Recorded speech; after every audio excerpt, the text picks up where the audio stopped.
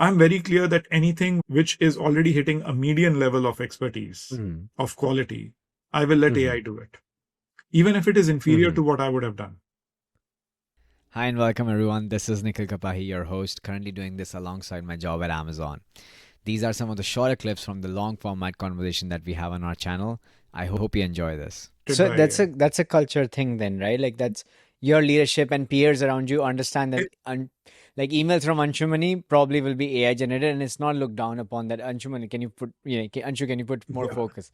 Correct. Like absolutely. Like when I say, so I write like a monthly newsletter at Google, which I haven't written for the last few months, but I try and write once every month.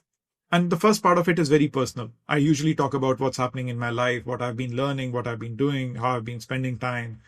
It's very deeply sort of personal and emotional. That obviously is written by me. Below that is like the work I've been doing in the last 1 month. And now that can be auto-generated, right? Calling out the main things that I worked on, right? So that's the difference, right? So for me, I think at work, I'm very clear that there are things which take up a whole bunch of my time, which are important, which need to be done. Meeting prep, post-meeting prep, beginning of week prep, end of week prep. But all these things can be automated and I can be given the best possible data, synthesized in the best possible way for me to take actions. My utility, right, or my expertise lies in making product decisions. It lies in the fact that I'm able to, get certain people together, right, align incentives and align individuals and align teams and groups, and then take the right product call so that we at Google build the right kind of products. So I should focus on that, right? My utility is not in writing a great product requirement document if it doesn't result in a great product being built.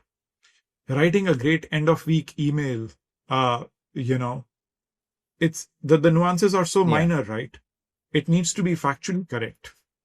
It needs to tell people what progress has been made.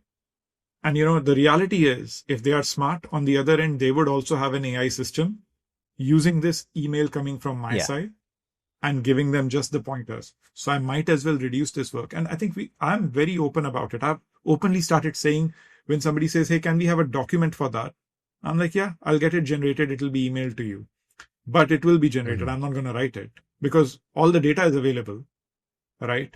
So for me to look at 4 different documents and synthesize it and send it to you, even when there is no decision inside it, because all you want is what is the current state? What is the status quo? Status quo messages can be sent. Is that what you call a super IC, Anshu? Like, is that even for I'm wondering for developers and engineers, right? Are you saying that even for an engineer, for example, writing code is no longer their main utility? Like it's understanding how the system would be built, what are the gaps, what are the challenges, outliers, like the edge cases. That's their expertise. That's their functionality they're being paid for rather than writing code today. Absolutely. High-level design, low-level design, understanding how these systems work, understanding how, all these orthogonal boxes are going to interact with each other, what your API structure is going to be, right? For a designer to really focus on sort of what are the user elements, right? What are the interaction elements? Not sort of be sort of so obsessed that my Figma I have the best possible looking Figma files. No, nobody cares, right? Like, is the product the way you want it to be? And same for PMs, right? Like, have we made the right product decisions? So output versus outcome differences have become very stark and very real, right, in my world. Because earlier we all used to judge ourselves by the output we had. And output was in the, the artifacts that you produced, the documents that you produced. But now we can all sort of, in a sharper way, focus on the outcomes, which is, did we serve our users well? Did we build the right kind of products? Did we move the needle on the metric that we wanted to move the needle on, right? And did we do it in a more efficient way? I want to have fun building the products that I build. I don't want at the end of a week, I don't want to say that my week was spent in attending 40 meetings and writing 312 emails. I don't know why anyone would pay me money for that.